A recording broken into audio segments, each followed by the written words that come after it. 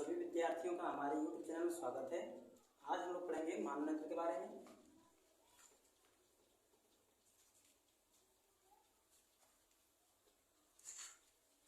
हमारा आज का टॉपिक हुआ मानवनेत्र एवं रंग बिरंगा संसार।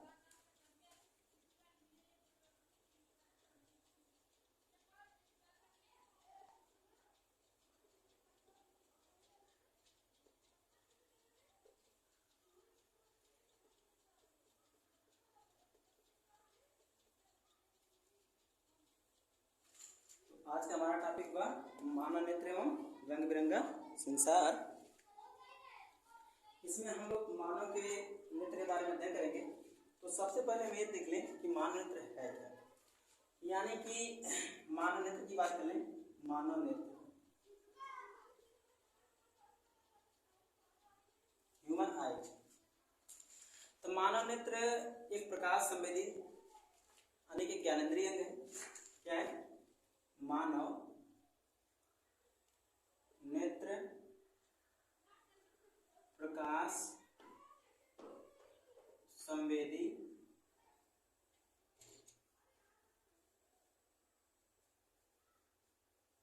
ज्ञानेंद्रिय अंग है।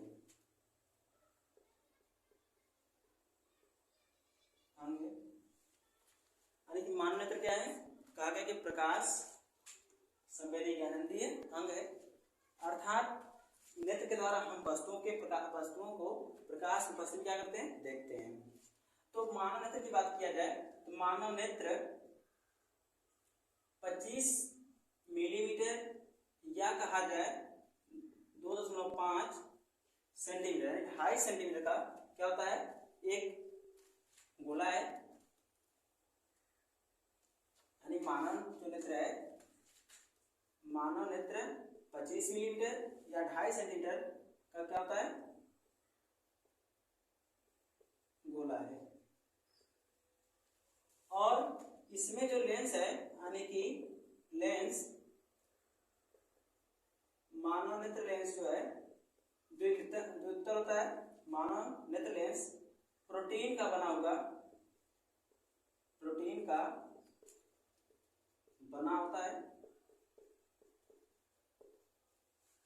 यानी मानव नेत्र किसका बना होता है?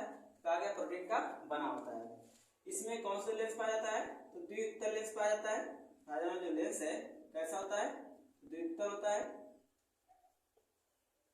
द्वितल लेंस पाया जाता है इसमें। और इसमें बनने वाला प्रतिबिंब जो है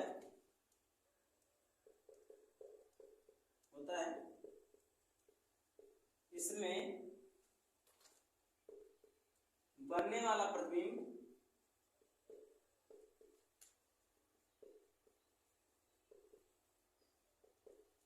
वास्तविक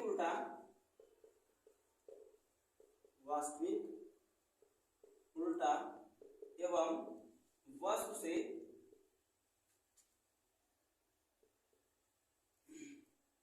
छोटा होता है।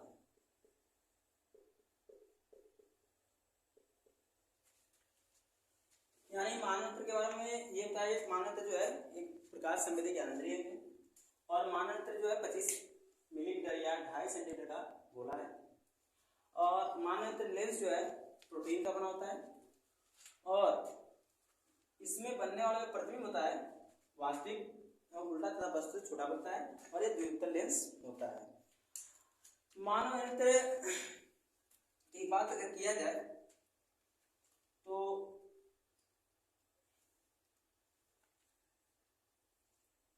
इस नेत्र में जो द्रव होता है, इसमें भरे द्रव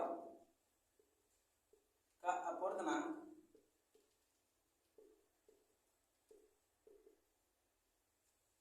1.33 होता है।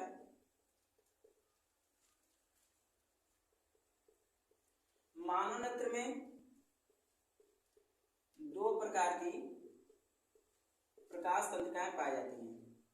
प्रकाश तंत्रिकाएं पाई जाती हैं।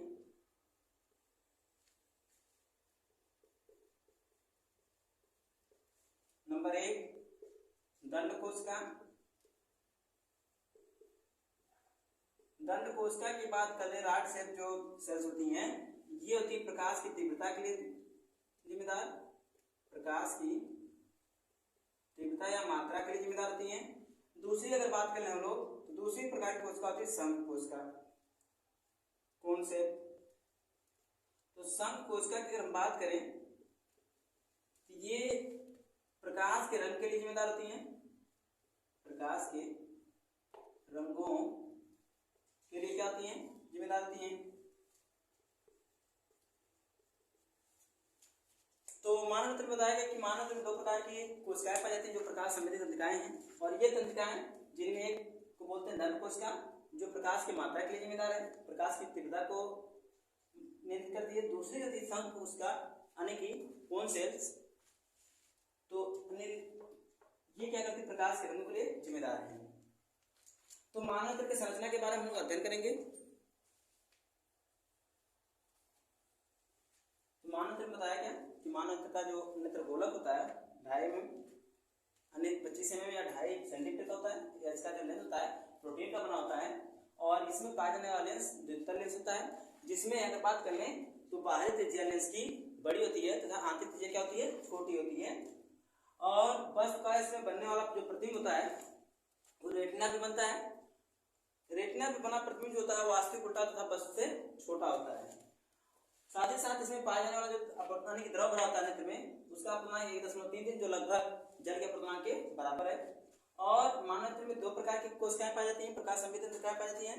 एक को दंड कोशिका कहते हैं और दूसरे को संघ कोशिका कहते हैं। दंड कोशिका की बात कर लें तो ये प्रकाश के रंगों के लिए जिम्मेदार होती हैं। दंड कोशिका जो है प्रकाश की मात्रा के लिए जिम्मेदार होती है, यानी तीव्रता कितनी है। और संघ कोशिका की बात करें प्रकाश के रंगों के लिए जिम्मेदार होती है। अब हम लोग देखते हैं मानव तंत्र की संरचना के बारे में।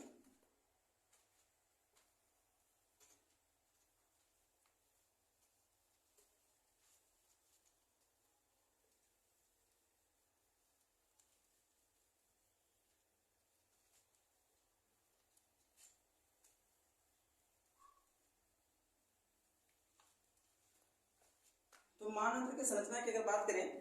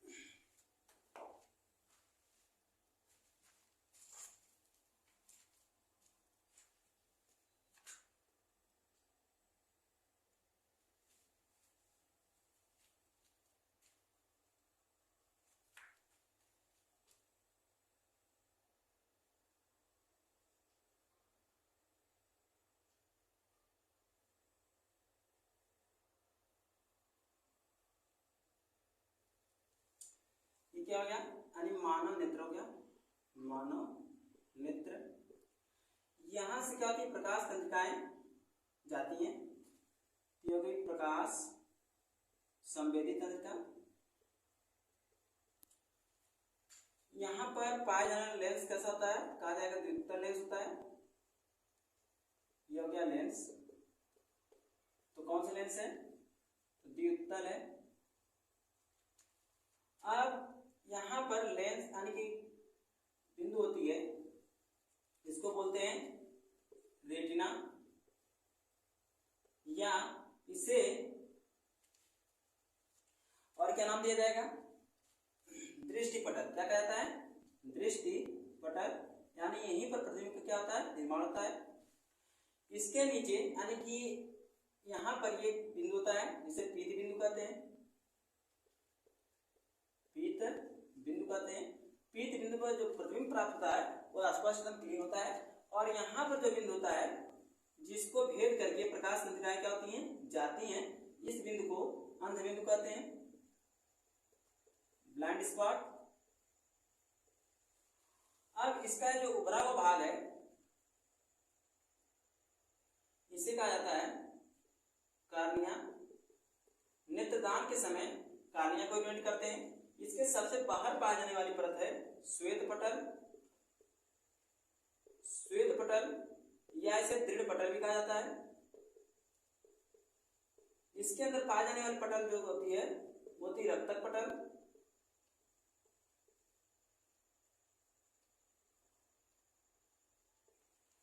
और यहां पर बात कर ले हम लोग तो ये एक क्या है, यानी इसको हम नाम देते हैं आइरिस। और इसके बीच एक क्या होता है, छिद्र होता है, जिसे हम लोग क्या कहते हैं, कहेंगे पुतली। क्या कहा जाता है, पुतली कहा जाता है। अब बात कर लें लेंस एवं कार्निया के बीच। लेंस एवं कार्निया के बीच जो द्रव भरा है यानी नेत्र लेंस और इधर कार्निया के बीच जो द्रव भरा है इसे हम लोग कौन सा द्रव कहते हैं, कहेंगे जलीय द्रव कहते हैं।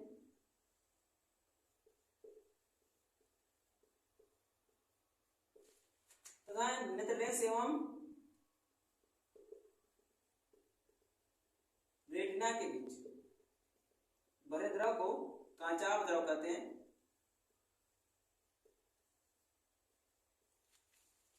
तो किसकी संरचना हो गई, कहेंगे मानव नेत्र की क्या हो गई, संरचना हो गई। मानव नेत्र की संरचना हो गई।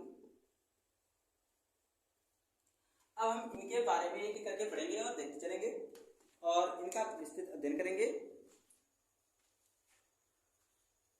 तो मानव नेत्र में हम लोग देख रहे हैं इसमें सबसे बाहरी परत यानी कि जिसे दृढ़ पटल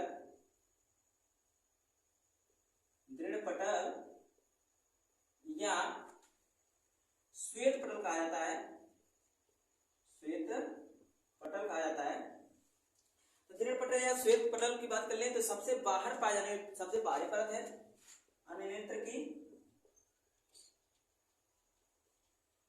सबसे बाहरी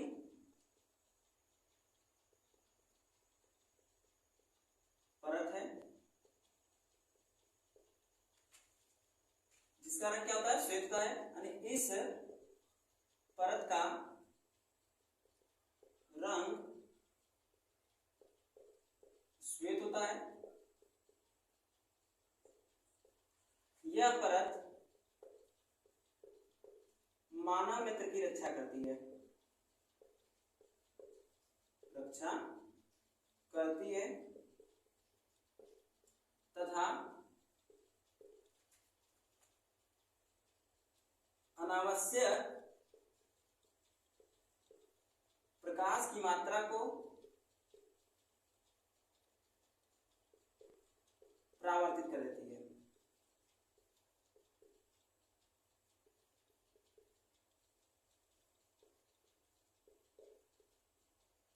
इसे दृढ़ पटल या श्वेत पटल कहा जाता है। यह क्या है, सबसे बाहरी परत है। यह करती क्या है, तो कहा गया कि मानव नेत्र की सुरक्षा प्रदान करती है, यानी कि बाहर से जो भी कीड़े मकोड़े या फिर धूल कण जो भी आते हैं वो किससे टकराते हैं, कहा जाएगा दृढ़ पटल से यानी कि श्वेत पटल से। और ये पटल क्या होती है, कहेंगे अपारदर्शी। कैसे होती है, यानी कि श्वेत जो पटल है ये कैसा है, अपारदर्शी होता है। कैसा होता है, अपारदर्शी परत होती है। और इस परत का काम यानी कि नेत्र को सुरक्षा प्रदान करना होता है। अब इसके बाद हम लोग इसके दूसरे भाग की बात करेंगे। तो इसका दूसरा यानी कि इसके ठीक नीचे पाए जाने जो परत होती है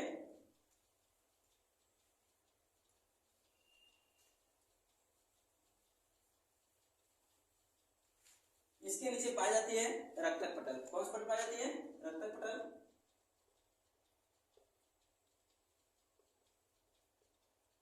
रक्तक पटल तो यानी कि कहा जाए मानव नेत्र की यानी कि दृढ़ पटल के बाद की दृढ़ पटल के नीचे मानव नेत्र में श्वेत पटल के नीचे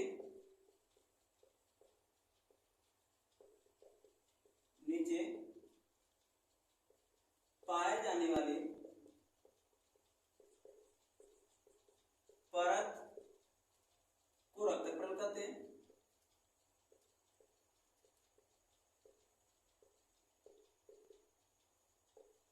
क्या बताया गया, दृष्टि पटल के नीचे जो परत पाई जाती है उसे क्या कहा गया रक्तक पटल कहते हैं। और यह नेत्र में कार्निया से भीतर आए प्रकाश को, नेत्र में कार्निया से भीतर आए प्रकाश को, यह नेत्र में कार्निया से भीतर आए प्रकाश को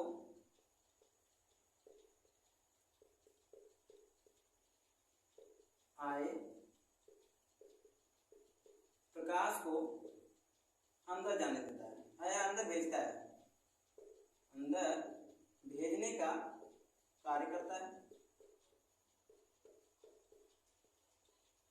इसके रंग की बात कर लें तो इसका रंग कैसा होता है, काला होता है।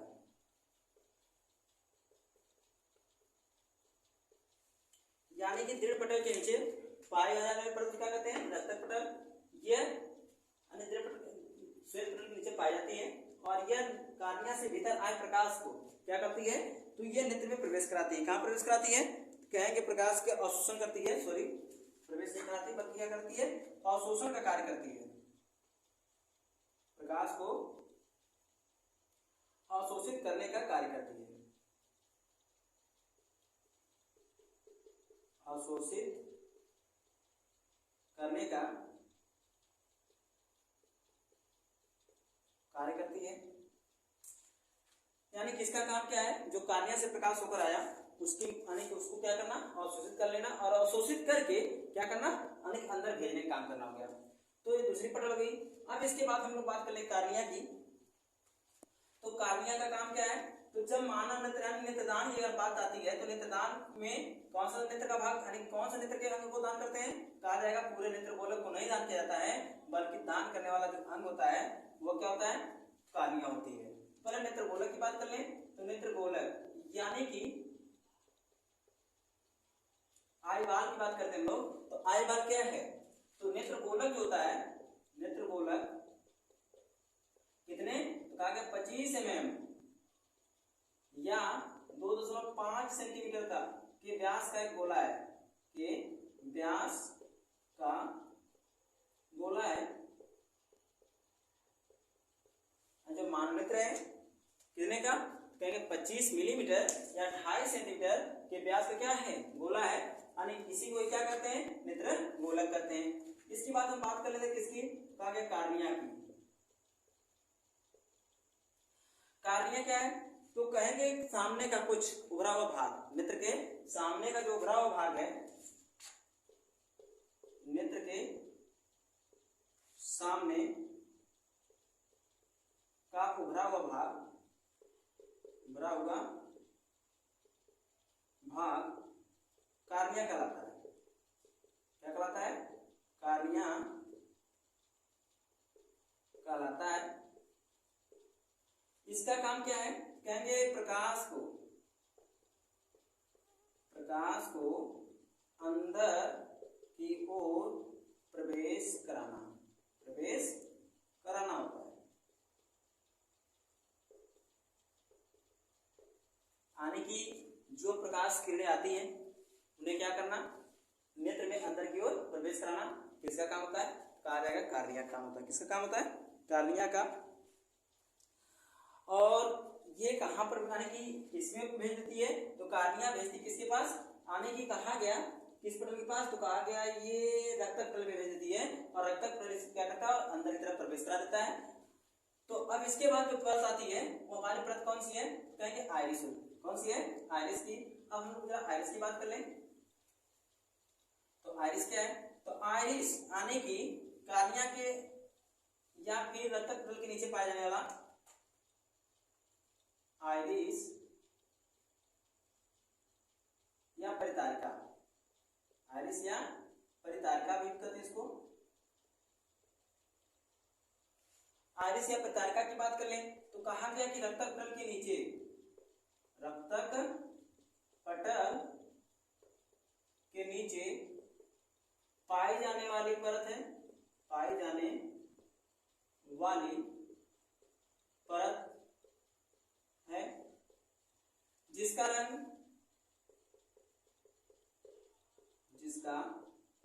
रंग काला भूरा या हल्का नीला होता है, हल्का नीला होता है। यानी कि विभिन्न प्रकार के मनुष्यों में जो काली आंखें, भूरी आंखें या नीली आंखें पाई जाती है, तो कहेंगे वो किसके कारण है? तो पिगमेंटेशन ऑफ आइरिस, यानी कि जो आइरिस में वर्णक के पाया जा रहा है काला, भूरा या हल्का नीला, इसी कारण आंखों का रंग यानी काला होता है या भूरा होता है या नीला होता है। तो ये इसका काम, यानी कि इसमें छिद्र पाया जाता है, यानी कि आइरिस में पाए जाने वाले छिद्र को, पाए जाने वाले छिद्र को पुतली कहते हैं, पुतली कहते हैं। यानी कि पुतली का काम क्या है? यानी प्रकाश को अंदर जाने देना। तो ये पुतली को छोटा बड़ा कराने का काम कौन करता है? कहेंगे आइरिस। यानी कि जो आइरिस परत है ये क्या होगी? यानी कि जैसे आइरिस का आकार बढ़ेगा, नेत्रगोलक बढ़ेगा, तो आइरिस का आकार क्या होगा? बढ़ जाएगा। तो जो छिद्र उसमें पाया जा रहा है वो क्या हो जाएगा? बड़ा हो जाएगा, यानी ज्यादा से ज्यादा प्रकाश प्रवेश करेगा। और जब ज्यादा से ज्यादा प्रकाश हमारे आंखों पर पड़ता है तो उस समय क्या होती है? आइरिस सिकुड़ जाती है। और जैसे आइरिस सिकुड़ेगी तो ये पुतली जिसे कहा गया, ये छिद्र क्या हो जाएगा? छोटा हो जाएगा, संकुचित हो जाएगा, तो कम से कम प्रकाश हमारे आंखों में जाएगा। इस प्रक्रिया को क्या कहते हैं? कहेंगे नेत्र की समंजन क्षमता कहते हैं या पुतली का समायोजन कहते हैं। तो ये पुतली का हो गया। इसके बाद प्रकाश जो कहां प्रवेश करता है? यानी कहेंगे कचाप द्रव की बात कर लें, द्रव की बात कर लें, तो नेत्र में पाए जाने वाले, नेत्र में दो द्रव पाए जाते हैं। नेत्र में दो प्रकार के द्रव पाए जाते हैं।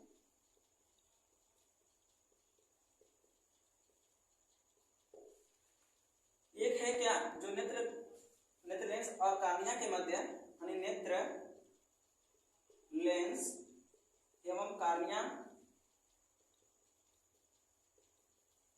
के मध्य पाए जाने वाले द्रव को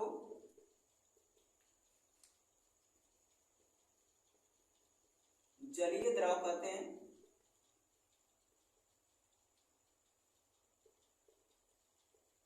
क्या कहते हैं? जलीय द्रव कहते हैं, जिसका अपूर्णांक 1.33 होता है।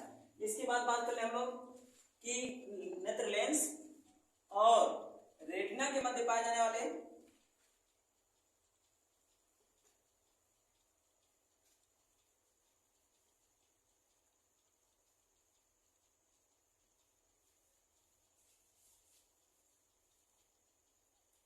यानी क्या कहा गया?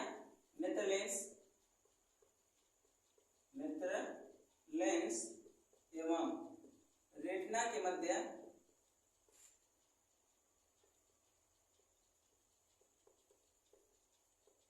पाए जाने वाले द्रव को कचाप द्रव कहते हैं।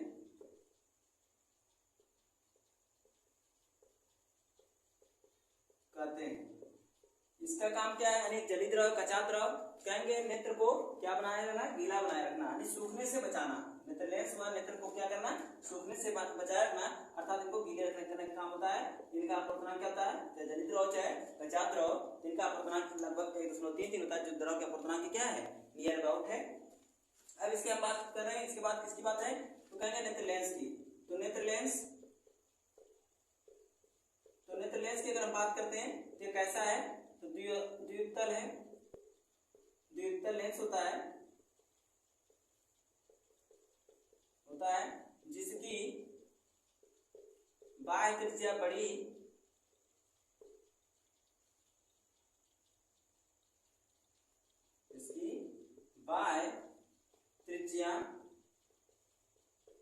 बड़ी एवं आंतरिक त्रिज्या छोटी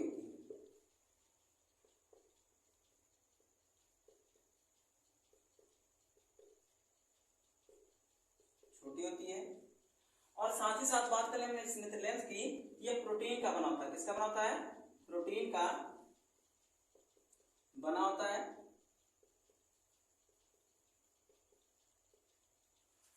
आने वाले प्रकाश जब क्या होगा, इससे यानी कि आएगा और कहां पर जाएगा?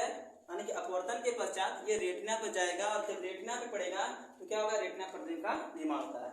तो इसके बाद हम लोग यानी नेत्र लेंस देख लिए कि बताया कि द्वितल होता है या लेंस होता है जिसका बाह्य त्रिज्या बड़ी और आंतरिक त्रिज्या क्या होती है, छोटी होती है और ये प्रोटीन का बना होता है और आने वाले प्रकाश को क्या करता है, ये रेटिना की तरफ फोकसित करता है यानी कि इससे प्रकाश अपवर्तित होकर के रेटिना पर पड़ता है। तो हम अब इसके बाद बात करते हैं जरा रेटिना की। तो रेटिना क्या है, तो कहा गया रेटिना यानी कि जिसे दृष्टिपटल कहते हैं, यह पाए जाने वाली अंतिम क्या है, पटल है और इस पटल पर प्रतिबिंब कैसा बनता है, ताकि वास्तविक एवं उल्टा वस्तु से छोटा बनता है। रेटिना, रेटिना की बात करें तो रेटिना यानी कि नेत्र का वह अंतिम बिंदु है जिस पर प्रतिबिंब का क्या होता है, निर्माण होता है। रेटिना को दृष्टि पटल भी कहते हैं, दृष्टि पटल भी कहते हैं, क्योंकि वस्तु का प्रतिबिंब रेटिना पर वास्तविक, उल्टा एवं वस्तु से छोटा बनता है। यानी रेटिना पर, रेटिना की बात करने से क्या कहते हैं, दृष्टिपटल कहते हैं, क्योंकि वस्तु का जो प्रतिबिंब प्राप्त होता है वो कहाँ प्राप्त होता है, कहेंगे रेटिना पर बनता है और एक ऐसा होता है वास्तविक होता है, उल्टा होता है और वस्तु क्या होता है, तो कहेंगे वस्तु से छोटा बनता है। हम इसके बाद बात करेंगे किसके बारे में, तो अब जो हम बात करेंगे यानी पीत बिंदु। तो पीत बिंदु का जो मध्य बिंदु होता है यानी कि उसे क्या बोलते हैं, रेटिना बोलते हैं। तो पीत बिंदु पर बनने वाला जो प्रतिबिंब होता है, पीत बिंदु, पीत बिंदु, इस पर बनने वाला प्रतिबिंब अत्यंत स्पष्ट होता है। इस पर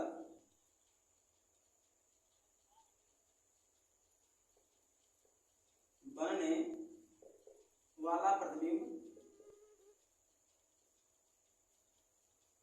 अति स्पष्ट होता है, अति स्पष्ट होता है। और बात करें इसके यानी सबसे अंतिम बिंदु, तो सबसे अंतिम बिंदु कौन सी है, अंध बिंदु है।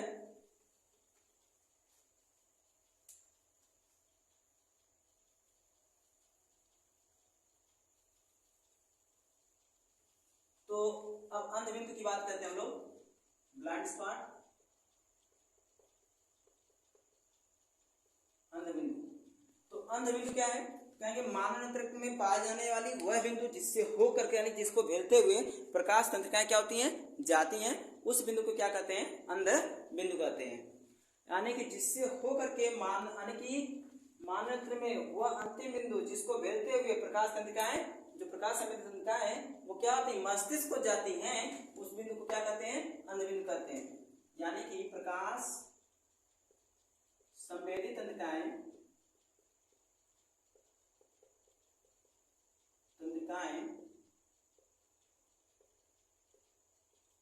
जिस बिंदु को भेद कर मस्तिष्क को जाती हैं,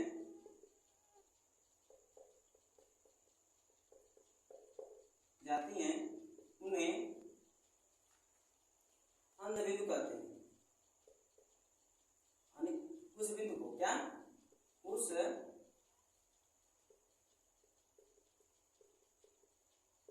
बिंदु को अंध बिंदु कहते हैं। अब अंध बिंदु की सुग्राह्यता शून्य होती है, अंध बिंदु की सुग्राह्यता शून्य होती है, अतः इस पर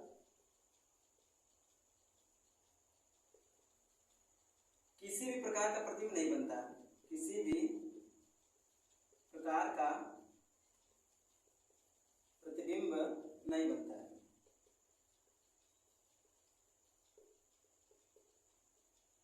यानी कि इसमें बताया गया सबसे अंतिम बिंदु कौन सी है, कहा गया अंध बिंदु है और यह बिंदु जो होती है यानी कि इस बिंदु को भेद प्रकाश संबंधित तंत्रिकाएं जो है इससे भेद मस्तिष्क जाती हैं और इस बिंदु को क्या बोलते हैं, अंधबिंदु बोलते हैं। और अंधबिंदु को जो प्रकाश सुग्राह्यता होती है वो क्या होती है, लगभग शून्य होती है।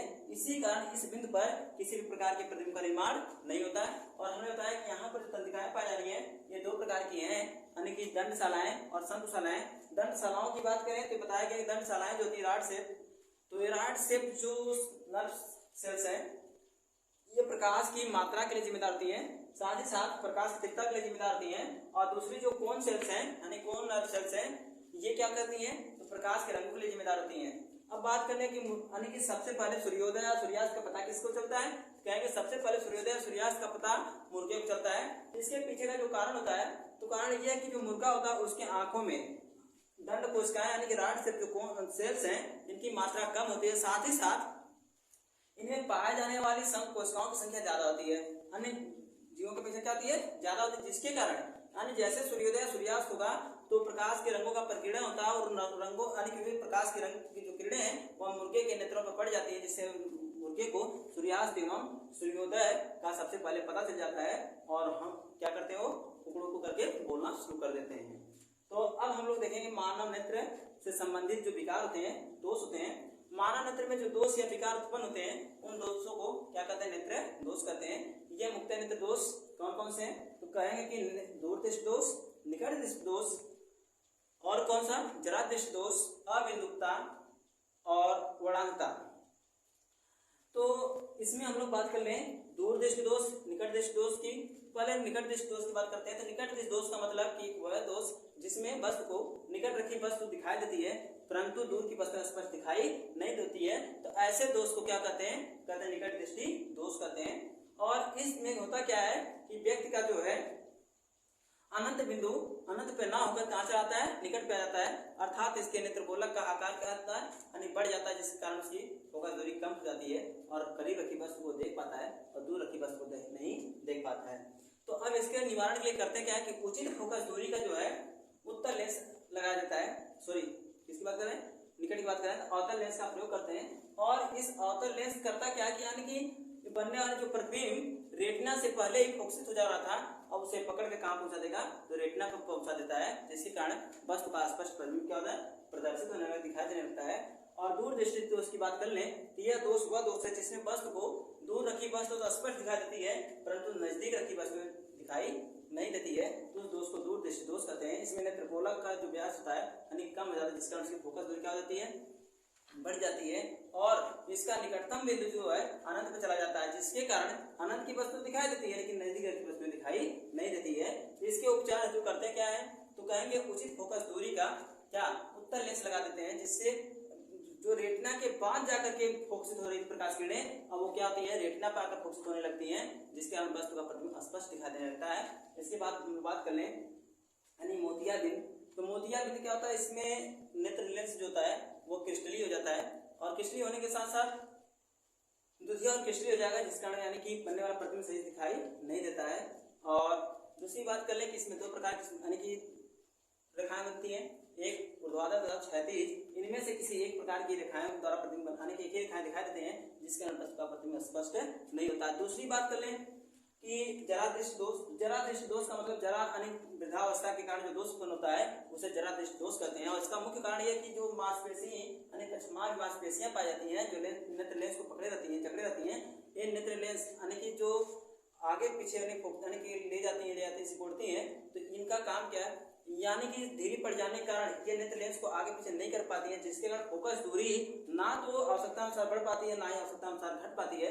अर्थात जरा दृष्टि दोष में व्यक्ति जो होता है ना तो बहुत दूर की वस्तु देख पाता है और ना ही करीब रखी वस्तु को देख पाता है, तो इस दोष को जरा दृष्टि दोष कहते हैं। और इसके निवारण के लिए अगर बात कर लें हम लोग तो बेलनाकार की अगर बात करें यानी कि ऐसे लेंस का प्रयोग करते हैं जिसमें अवतल उत्तल दोनों होता है। इसके बाद बात कर लें वर्णांकता। तो वर्णांकता एक ऐसा रोग है जो अनुवांशिक रोग है और ये एक पीढ़ी से दूसरी पीढ़ी में स्थानांतरित हो जाता है। इसमें होता क्या है कि इसमें व्यक्ति जो लाल और हरे रंग का पहचान नहीं कर पाता है, इस कारण इसे यानी कि वर्णांकता यानी कि वर्ण के प्रति अंतर रूप कहते हैं यानी वर्णांकता कहते हैं और इसका कोई निदान नहीं है और ऐसे व्यक्ति को यानी परिवहन के क्षेत्र में जो है भर्ती नहीं किया जाता है। तो फिर मिलेंगे इन बिंदुओं को लेकर के अगली वीडियो में, तब तक के लिए धन्यवाद। और अगर हमारी ये वीडियो आपको पसंद आए तो प्लीज़ लाइक, कमेंट, शेयर और सब्सक्राइब जरूर कीजिएगा।